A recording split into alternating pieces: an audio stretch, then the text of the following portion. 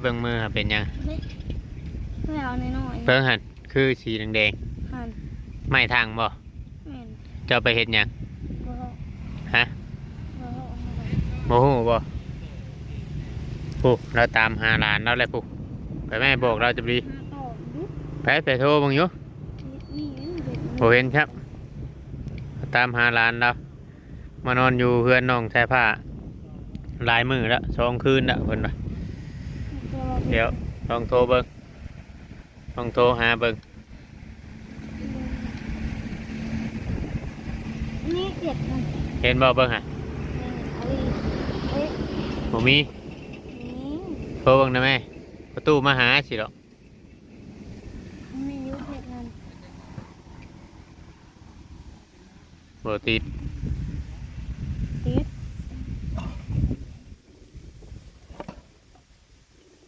ติด ติดอยู่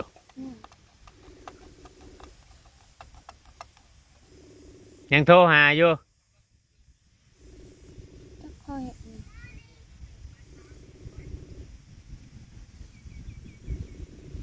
มันเชื่อว่ายังไปสาวแบบเอื้อนมัน มาบ่ มันย่ำมันย่างเข่าว่าจะมันว่ามันที่ย่างเข่าแต่เศร้าเขาบอกเขาที่ย่างเข่าแต่เศร้า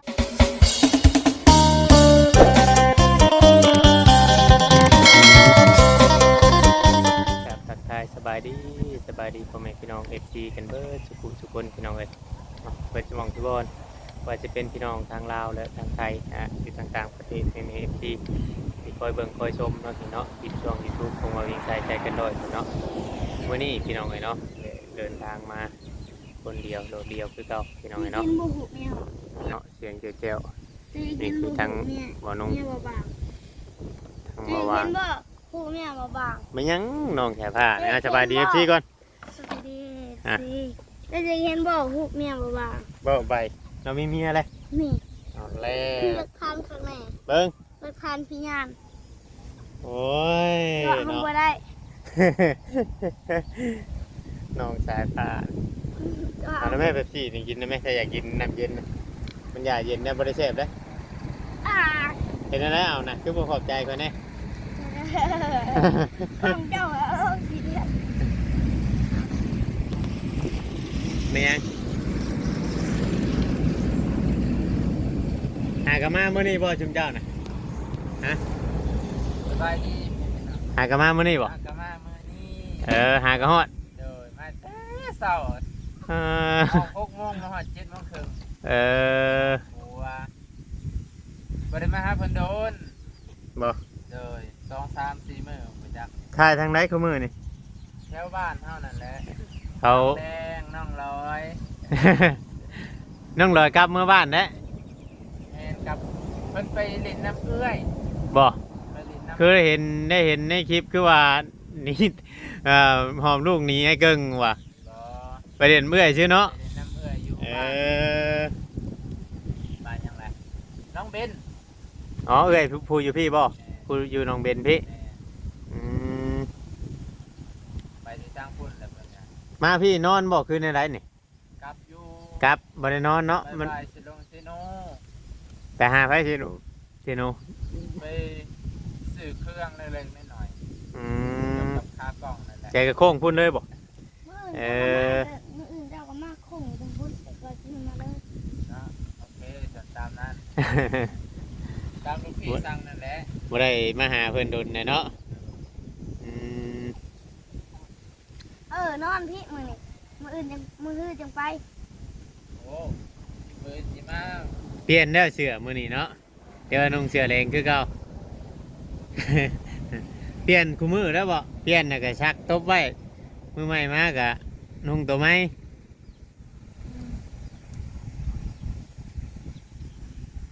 กินได้ข้าวมัน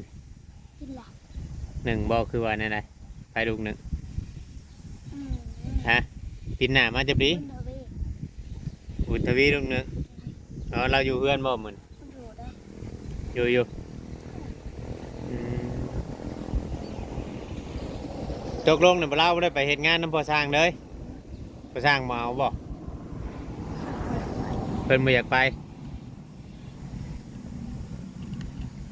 มันไกลแต่บ่อยากไปเนาะ กับชีมันยังคืนวะ มันช้า ซ่า อันนี้แหละมันช้า มันของแท้ จ้า สบายดีเด้อเออ เบอร์นุ่งยังบ่มีเมียบ่บางมีเมียทุกคนเลย นางเจ้าให้จะว่าสักคนนี้ เออ เขาจะป๊อกได้ป๊อกได้จ้ะ อย่าบ่เตี้ย เจ้าจะว่าสักคน เบื่อแม่ยาวมาดิคือชอบแม่ชอบ บ่ได้ครบไก่บ่เดี๋ยวนี้บ่ได้ครบเนาะปกติแหละเนาะ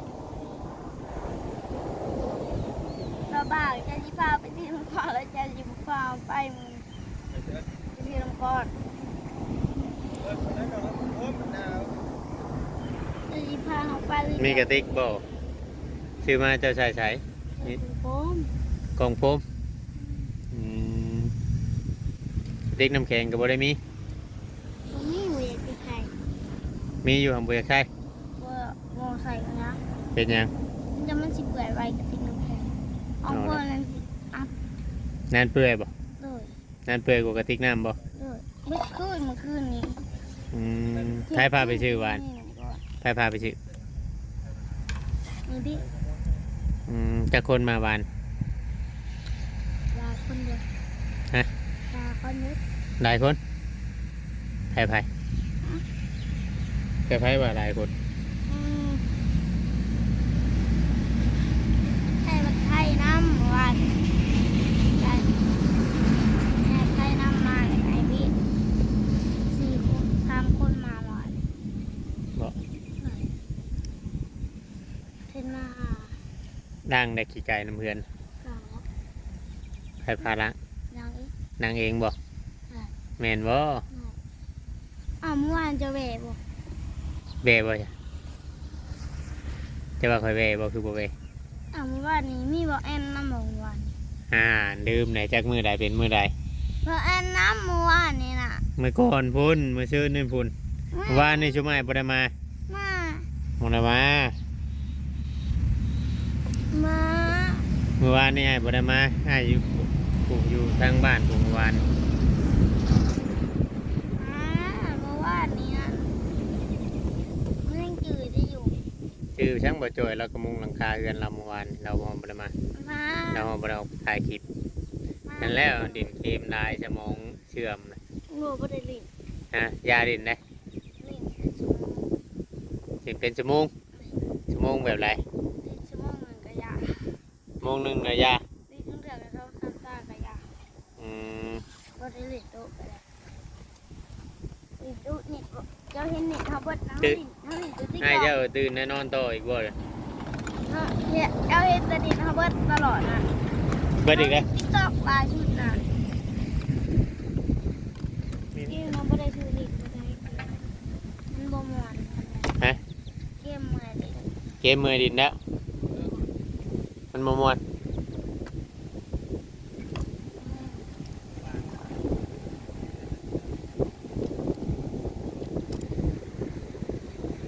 ไม่ดีไม่ได้มาหรอกมึง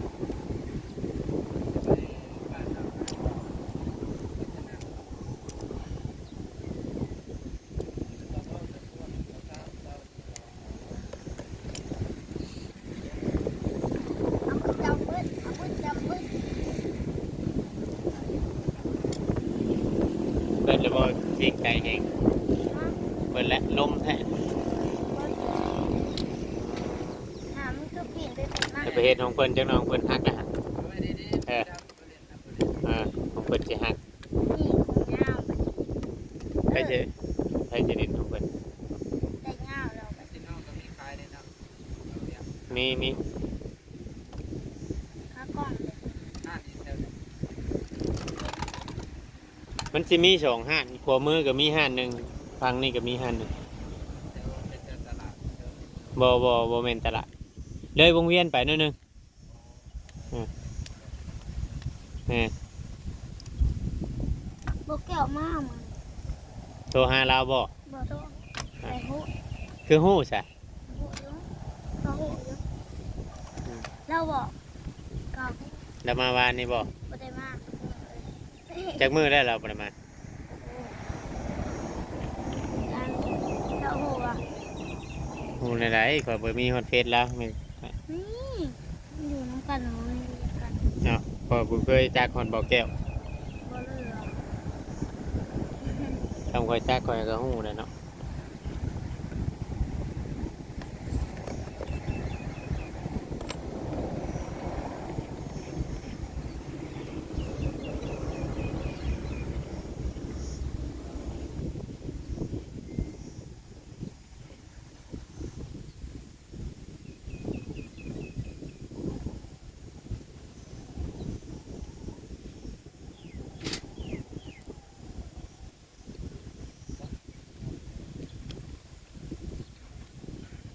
ประตูมันเปิดไว้ไก่บ่ได้เข้าบ่บัด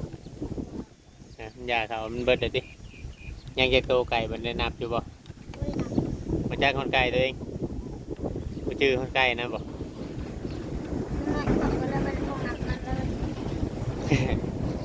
ตามธรรมชาติมันเนาะตามธรรมชาติ เมื่อกี้ว่าที่นอนแล้วเมื่อกี้ ฮะ นี่กำลังดีพ่อไปซื้อก่อน มาสินอนไปซื้อน้ำก้อนชื่ออยู่ใส่ อยู่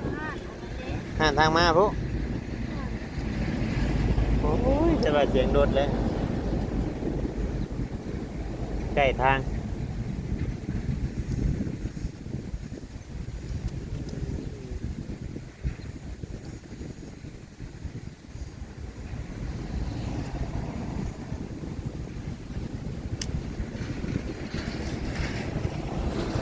จะเด็ดน้องเพิ่นล่ะ เอาอันนั้นเขาไว้ มันสิหักของเพิ่น ไอ้มันขึ้นยังเอ็นลุงไหนอยู่ดีวะ ยามแล้ว ต้องเอาโทรศัพท์เครื่องน้อยมาติด ติดยังบัด ไงบ่ได้แล้วบัด เพิ่นหันนอกหันเข่าได้ยังจะหันนอกหันเข่าอยู่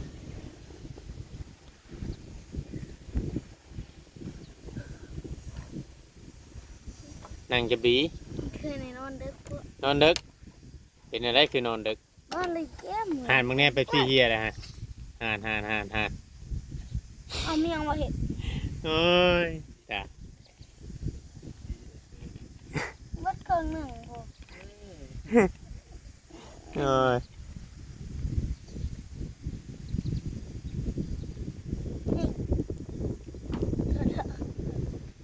ไปเขย่ามันเขย่าบัดเจ้าเปิดแล้วมันปูมออกได้ไม่ได้กินนะ ในเขตนี้มัน โมย เปิด มัน แค่ โม นั้น อยากฮะอันนั้น ให้เพิ่มเทหนามานุ่งเลยเอามานุ่ง ใครสิเบาไปจัด ให้เราอาบน้ำหาเชื้อเลยมื่อนี้จังม่วงเลย เจ้าจะมุง เอาทำจากก่อน เพิ่งเป็นอยู่บ่มุง ฮะ เราเบิ้งเอายาพิษ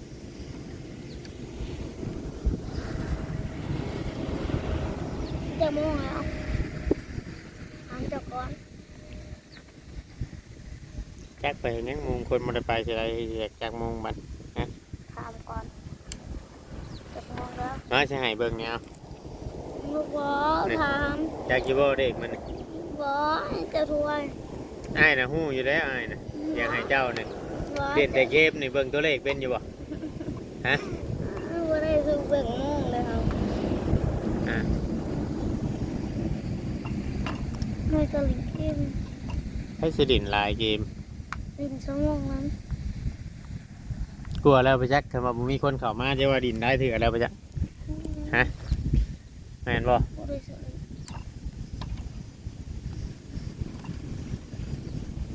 เมื่อคืนนี้มาต่อผ้าด้านล่างนั่งโคตรขับ ฮะ มาต่อเมื่อคืนผ้าด้านล่าง ใครมา ต่อ โต มันต่ออยู่ห้างเลย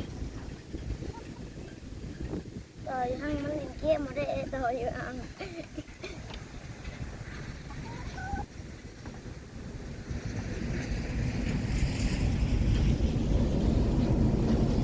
บุรีเห็นเพิ่นไปเล่นจับจั่วไปจากข้างเบอร์เลย บ่จัวนวัดนะ เออ จำพอจังเห็นหมุนพวกออกไปทางนั้นได้เลย ทะเลทอดวัดพุ่นเนาะจัวน้อยบ่รุ่นเดียวกันจุมเจ้านี่บ่ เล่นก็เลยเรื่อยเมื่อคืนก็ไปเล่นกันจนค่ ไปเล่นอยู่พุ่นแล้วจังมานอนเฮือน ำจะนั่นเล่น เถื่อก็นอนเล่นน้ำจัวเลย เมื่อคืนเล่นเกมเมื่อคืนตัวเห็ด จัวพาเล่นเกมแม่นบ่แม่นจุมเจ้าพาจัวเล่นบ่ ตัวอะไรเสร็จ ฮะ เขามีไอดีตัว อืม เขาก็ตัวเตี้ยตัวดำเขามีเบ็ดไอดีเบ็ด เด้อ มีไอดีกันอยู่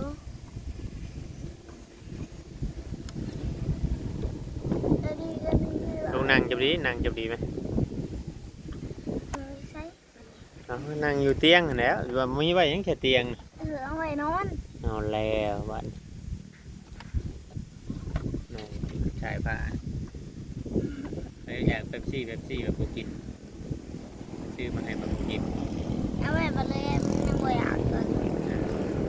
ได้บัดตั้ง ตัว อยาก อ้อยอยากให้หมูอยู่น้ำมาชื่อนะแต่ละมึงแม่นบ่ อ๋อ ฮะ มันตอนนี้ยังไม่อยากมันกินเขากินข้าวอิ่มเนาะอยากกิน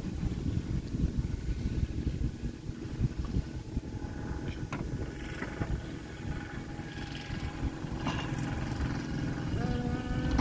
เห็นหยังแต่ละมืออยู่เพื่อน ไม่ได้เห็ดนะ บ่ได้เห็นหยัง หนึ่งเห็ดอันหนึ่งก็เห็ดอันหนึ่ง บ่ยังเห็นอันนึงเห็นอันนั้น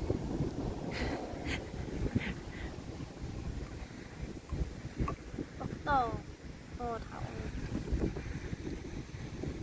ต่อต่อ มาหาเจ้าบ่ มองหาต่อ มาหาใคร หาบอกหา หลานเรานะบอกแล้วนะไหม มาต่อนะ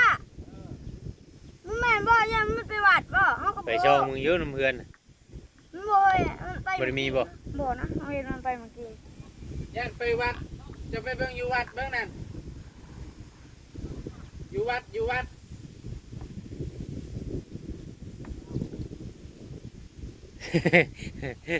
เฮ้ยเดี๋ยวน้ำเจ้าน้อยบ่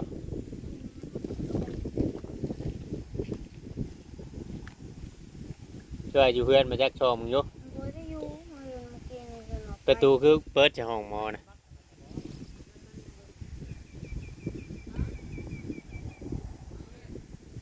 บ่ได้อยู่ มันนอนอยู่พี่บ่นอนเดือนเจ้านี้ สองคืนเลย อ๋อมานอนนำ2 คืนแล้วพอมาตามอยู่ทางโอ้มาตามลูกนอนอยู่น้องชายผ้า2 คืนแล้วก็เท่า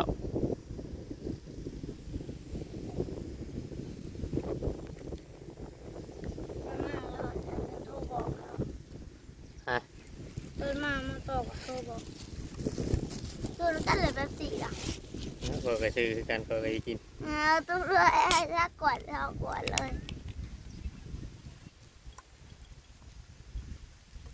ให้ผู้ชมเลยเจ้าค่ะเดี๋ยว ไอ้ขวดเดียวก็เจ้าตอกทิ่มไม่ใช่ ให้ผู้ชมเลยเด้อแถวครับ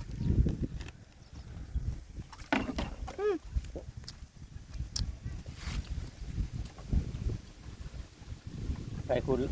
ดักเตตอนเตบานบ่ ที่บ้าน ไปเตะเจ้าก็ไป กับแม่บี้กับบุญทวีบ่แพ้ห้ามวัน ใกล้ๆนี่ ถ้าเป็นเขาเป็นคนถามไอ้บี้จะมาต่อเป็นคนเตะ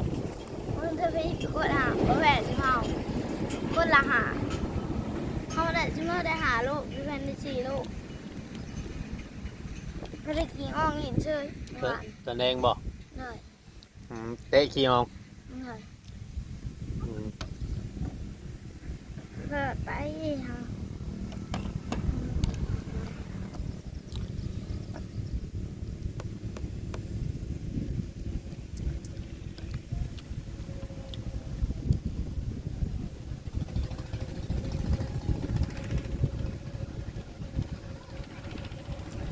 ลมเย็นเนี่ยดีเนาะอยู่ห่มข้อนี่เนาะเพราะจังหวะภัยไกลมานั่งอยู่แต่ห่มข้อนี่ ลมมันเย็น ถ้าร้อนไปยังชิไปนอนอยู่พุ่นก่อนมันเย็นเลย นอนอยู่ไส นอนโลน นอนอยู่วัดเพิ่นบ่ อยู่กับโล ฮัลโหลเฮือนนะ หน่อย โอ้ตอนได้วกระเลดมันก็ซองลงพุ่นแฮงบ่เย็นนะ เย็นมันเย็นกว่าเก่านะกับโลมีข้างในนะมันหอนเขาก็เปิดพัดลม บ่ มันเปิด200 องศานี้จีเตะแห้งแหบมันเนี่ยเข้ามา อืม ให้เซ็งโซลาร์เซลล์มันจริงได้อยู่กับคืนคือแก บ่กุ้มบ่กุ้มแจ้งบ่ แกอยู่ แจ้งเบิดคืนได้บ่ ก็รู้จัก เออ เดี๋ยวกับเบิร์ดมึงเจอกับหามึงเศร้ามึงเจอกับ2 โมงเช้า 5 โมง5 โมงตอนเช้านะถ้ามื้อใดฝนตกได้จ้ะ ไม่ได้มาตกกับ2อยู่ห้อง แล้วจมเจ้าฉากโทรศัพท์มันก็เต็มใบอยู่บ่ เติมไว้ยุ่งเจอกับ6 โมงกับเบิร์ดเลย 6 โมงเช้า6 โมงเด้ 6 โมงเลย บ่แม่นไวแล้วมันบ่ติดเลยแล้ว เขาก็สักได้คือเก่าของเขาครับเมื่อคืนนั้นเบิดเคาะเลยเด้อตัวนั้นน่ะเขายังสักไปตั้งเศร้าเลยเมื่อคืน30 40น่าสักมา มันอยู่ 80ผูก มันอยู่น้ำหมอไผ่หั่นแหละไฟมันอยู่น้ำหมอไผ่มันเฮาฉากมันเด่นเนาะมันมีหมอยก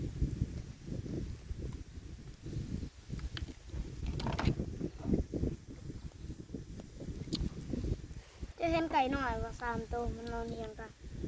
น้ำรถก่อนนี้เอาให้ก่อนบ่ไก่ป่าได้อันนี้นะลูกไก่ป่าได้แต่ว่ามันอันแม่มันตายบ่ตัวนี้ นี่เดี๋ยวเป็น มันบ่ได้กินอาหารหยังมันก็ตายเลยเจ้าเอาไปค้างไว้สิบ่อันนั้น มันบ่มีอาหารให้มันกิน หมดตึกหมดหยังอยู่ในห้องครัวนะกวดนะมันสะอาดจะดีเด้อพี่น้องเนาะคลิปนี้ก็สิประมาณนี้แหละแวะเวียนเข้ามาทางนั้นเพื่อนน้องใส่ผ้ามานั่งเดี๋ยวบ่าวนุ่งกับบ่าววางมามื้อนี้ อาจจะมีเทมาลาตัวน้อยแล้วไก่ จะได้ขอจบคลิปลงไว้ก่อนพี่น้องเลยท้ายก็ต้องกลับขอโทษขออภัยหลายๆสบายดีน้องจะพระ สวัสดี สบายดีไปบ่เดียวมันกล้องบ้านน้องจะพระ น้ำเบืองหนึ่ง